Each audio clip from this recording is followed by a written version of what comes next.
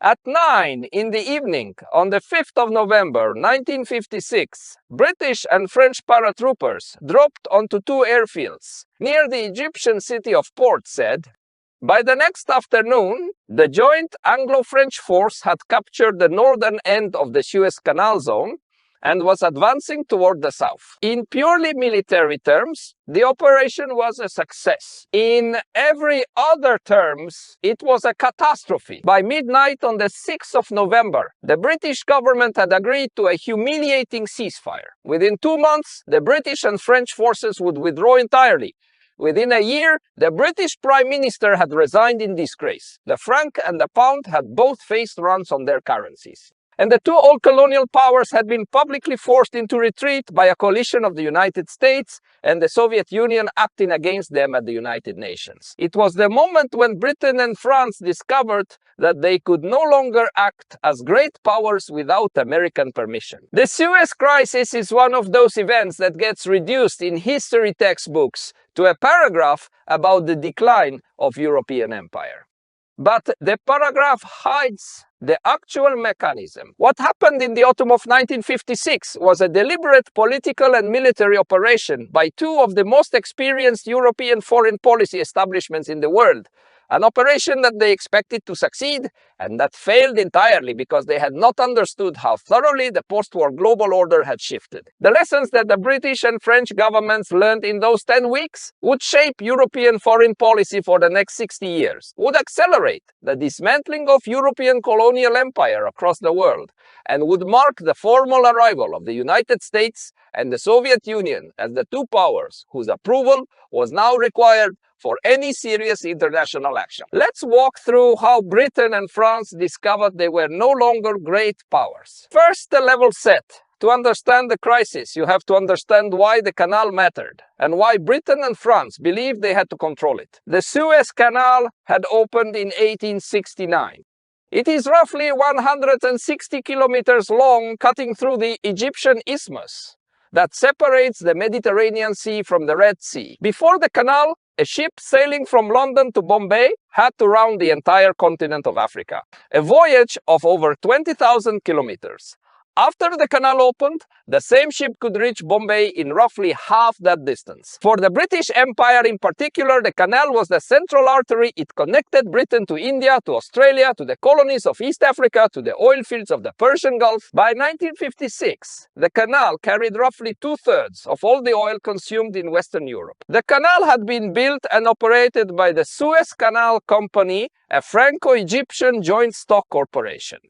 In 1875, Britain had bought a major stake in the company from the Egyptian Khedive, who needed cash to service his debts. By 1882, Britain had effectively occupied Egypt to protect the canal, although formal Egyptian sovereignty was maintained as a polite fiction.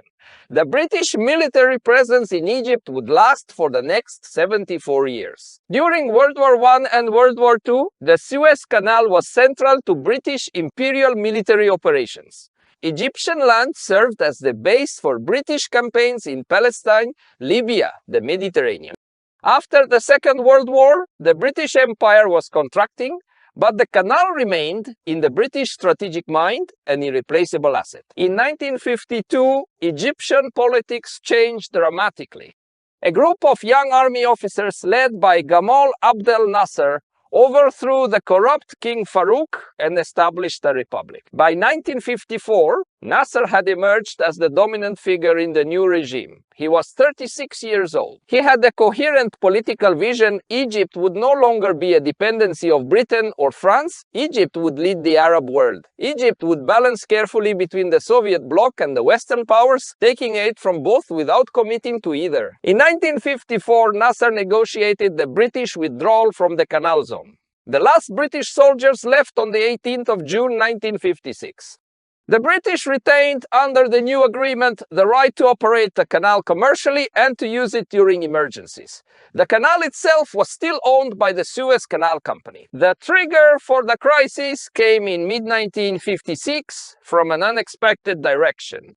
Nasser had asked the United States and Britain to fund the construction of a massive new dam at Aswan, On the Upper Nile, the Aswan High Dam was Nasser's signature development project intended to control the Nile floods, expand Egyptian agriculture, and generate hydroelectric power. In July of 1956, the American Secretary of State, John Foster Dulles, publicly withdrew the American offer to fund the dam. His reasons were a combination of irritation with Nasser's growing diplomatic engagement with the Soviet Union, including a major arms deal with Czechoslovakia in 1955, irritation with Nasser's recognition of communist China, and a broader American skepticism about the financial viability of the project.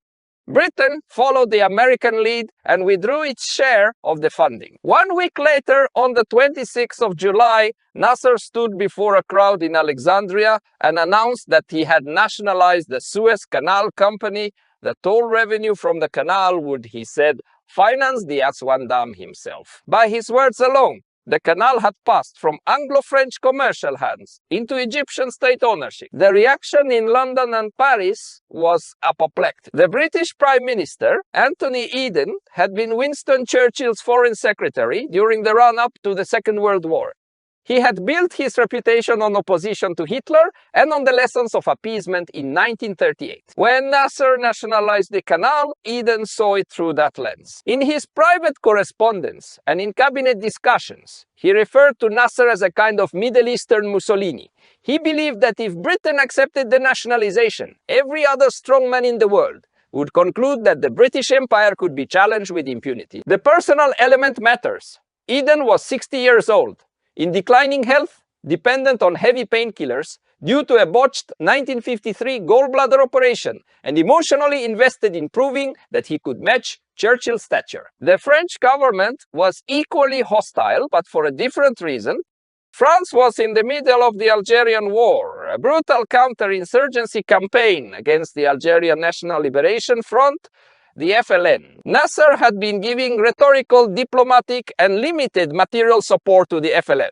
The French government, under Prime Minister Guy Mollet, believed that if Nasser could be brought down, the Algerian insurgency would lose its most important regional patron. French anger at Nasser was therefore tied directly to the survival of French colonial Algeria, which Mollet's government considered a non-negotiable part of metropolitan France. The third party was Israel. In 1956, Israel had been in existence for 8 years and was permanently surrounded by Arab states that did not recognize its right to exist. Egypt had imposed a blockade on Israeli shipping through both the Suez Canal and the Straits of Tiran, which controlled access to the Israeli port of Eilat. Cross-border raids from Egyptian-controlled Gaza into Israel were an ongoing problem. The Israeli Prime Minister David Ben-Gurion viewed Nasser's increasing military strength, particularly the new Soviet bloc arms, as an existential threat. Ben-Gurion wanted a war that would shatter the Egyptian army, lift the blockades, and ideally seize the Sinai Peninsula as a buffer zone. He needed allies. France was willing to be one. Throughout September and October of 1956, secret negotiations took place between France, Israel, and Britain.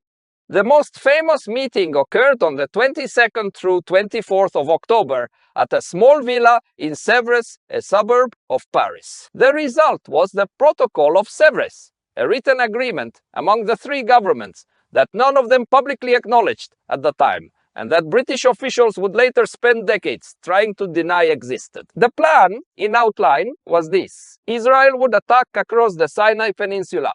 Britain and France would then issue a joint ultimatum demanding that both Egypt and Israel withdraw 10 miles from the canal.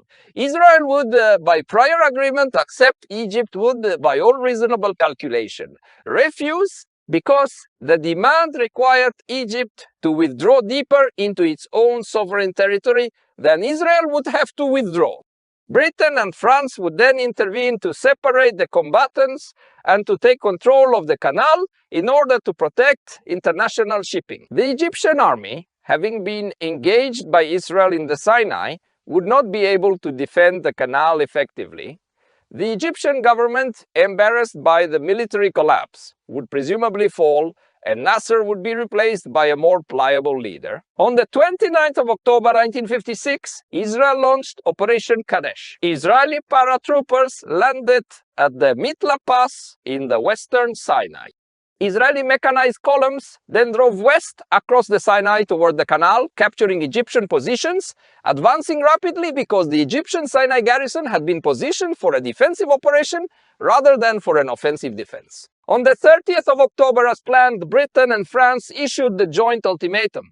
As predicted, Israel accepted. As predicted, Egypt refused. On the 31st of October, British and French aircraft began bombing Egyptian airfields, destroying most of the Egyptian air force on the ground within 2 days. On the 5th and 6th of November, Anglo-French paratroopers landed near port, said at the northern end of the canal, and ground forces followed by sea. The military operation was on its own terms, working. What the British, French and Israeli planners had not anticipated was the speed and unanimity of the international reaction against them. President Dwight Eisenhower of the United States was furious. He had not been informed of the Sevres Protocol. The Suez operation had been launched during the final week of the American presidential election campaign, in which Eisenhower was running for re-election. He was being asked to swallow a serious diplomatic embarrassment from his two main NATO allies behind his back during an election. He took it personally. But beyond the personal anger, Eisenhower had several strategic reasons to oppose the operation. 1. The Soviet Union was simultaneously crushing the Hungarian Revolution in Budapest in early November of 1956. American moral authority to condemn Soviet aggression in Hungary required that Americans not be seen as defending equivalent Anglo. French aggression in Egypt, too. The Suez operation was driving Arab and broader Third World opinion toward the Soviet Union. The American Cold War strategy of competing with Moscow for influence in the decolonizing world depended on the United States not being identified with European colonial repression. 3. Eisenhower personally believed, as a matter of professional military judgment, that the operation was poorly conceived and would fail to achieve its political objectives. The Soviet leader Nikita Khrushchev was equally hostile, but for almost the opposite reason.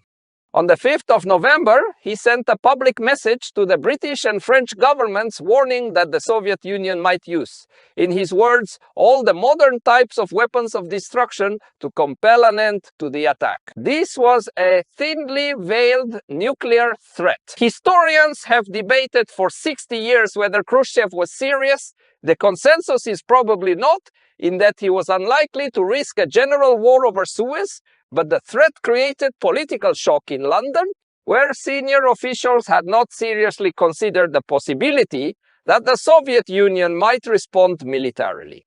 Combined with the simultaneous American pressure, the message was clear. The two superpowers, for utterly different reasons, were aligned in demanding an immediate British and French withdrawal. But it was not American or Soviet diplomatic pressure alone that broke the British government. It was financial pressure.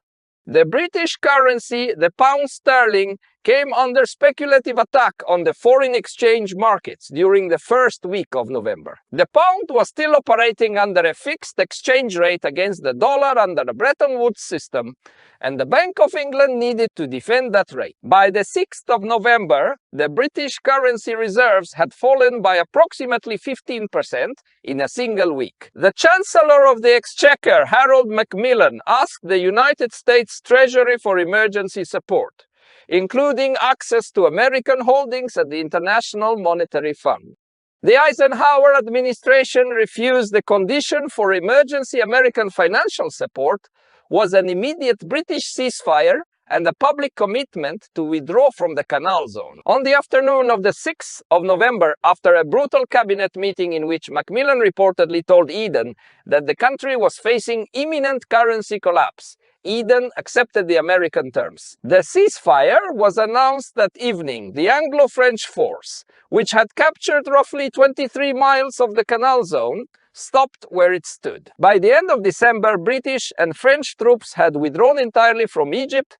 By early March of 1957, Israeli forces had also withdrawn from the Sinai in exchange for guarantees of free passage through the Straits of Tiran, guarantees that would themselves break down 10 years later in 1967. The immediate political consequences fell with great speed. Consequence 1, Anthony Eden resigned in January of 1957 citing ill health. The official reason was true.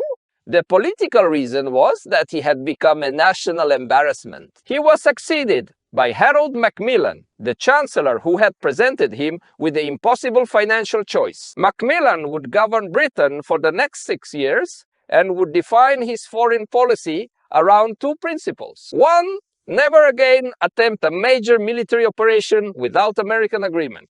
Two, accept that the era of independent British great power action is over. These two principles have governed British foreign policy, with relatively few exceptions, for the last 68 years. Consequence 2. Nasser emerged as the most popular leader in the Arab world.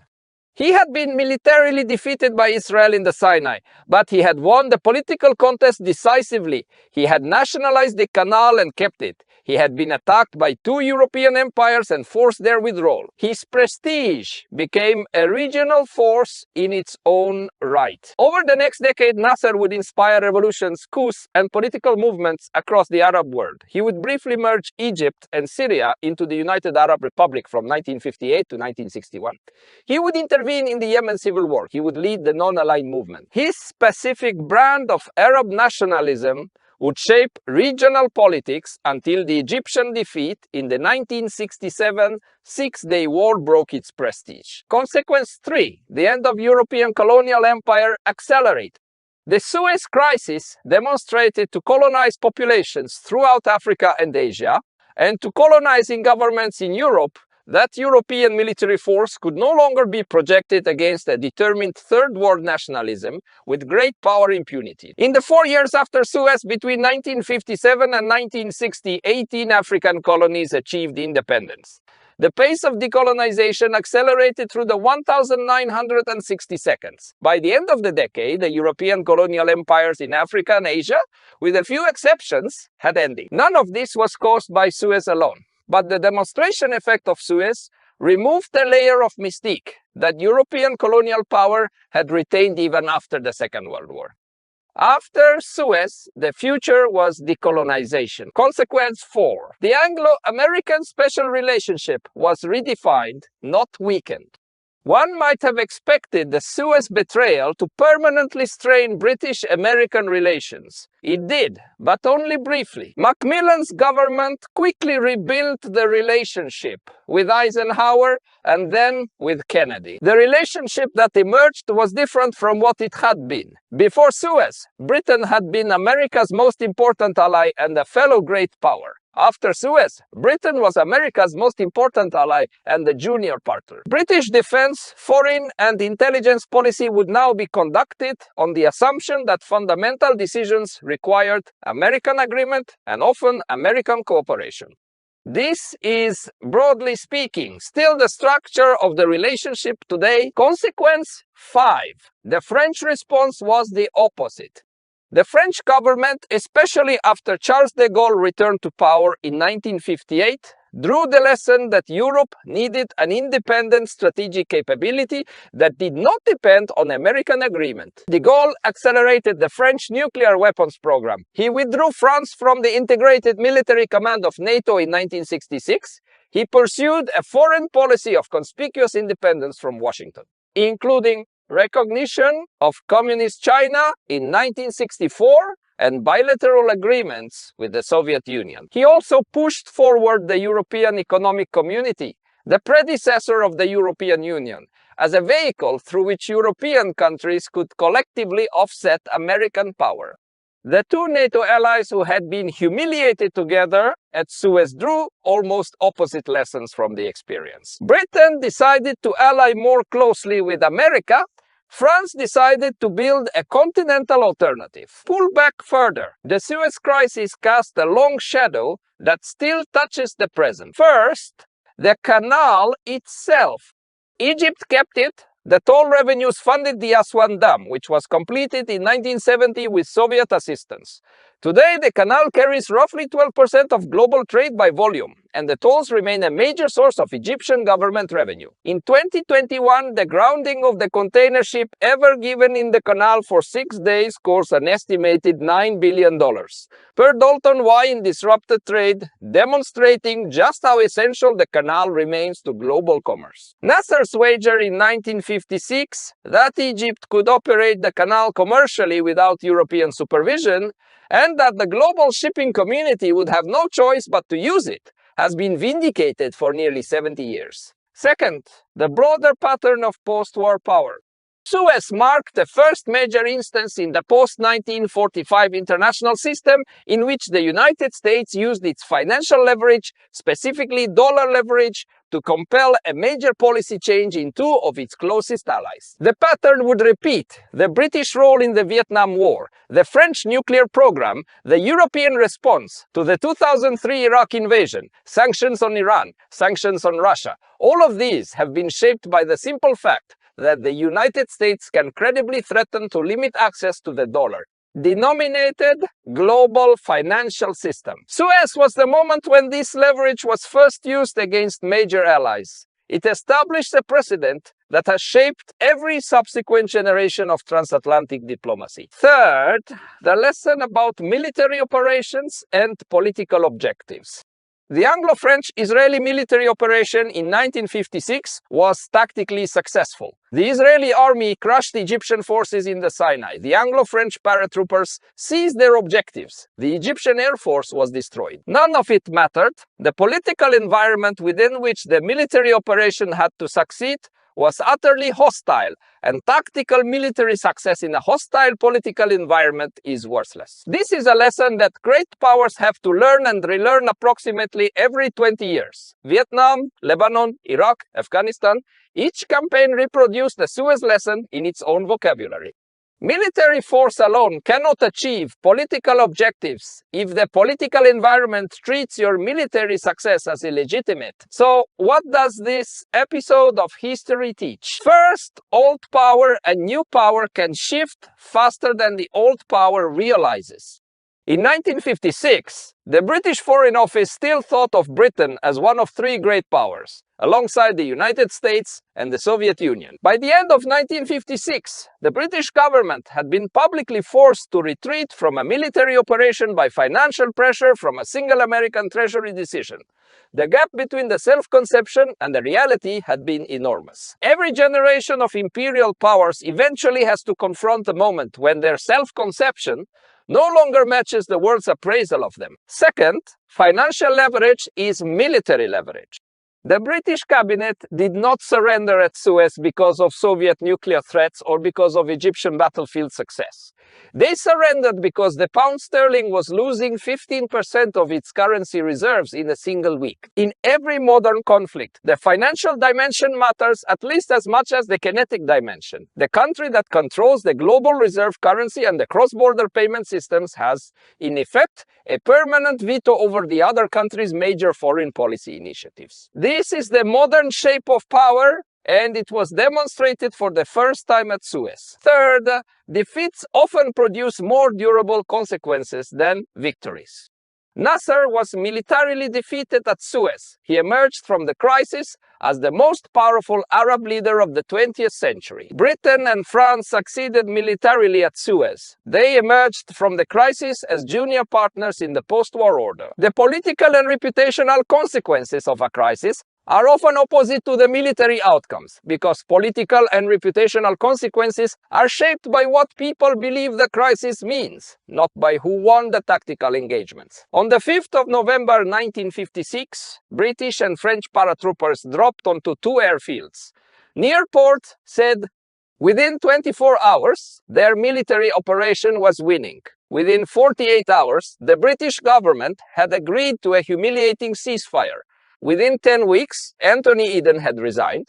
The pound had stabilized only after American financial assistance, and the canal had become Egyptian property in perpetuity. The Suez Crisis was the moment when two of the three founding powers of the modern world order discovered that the modern world order, the order they had helped to build, had moved past them. The Americans and the Soviets were now the two powers whose agreement was required for serious international action. The British learned to ally with the Americans. The French learned to build a European alternative. The decolonizing world learned that European military power could be successfully resisted. The financial markets learned that the dollar was the lever that ran the system. All of these lessons were absorbed in 10 weeks in the autumn of 1956 by the canal that an Egyptian colonel had nationalized in a single speech. If you want to understand the shape of the modern international system, you should look at when and how it was made visible. It was made visible at Suez, in the failure of an operation that had been planned in a Paris villa, executed by elite troops and undone by a single American Treasury decision. That is the trade. That is the moment. If you want more episodes that trace the long causal arcs from a single crisis to the geography of the present, subscribe. There is a lot of history to explain,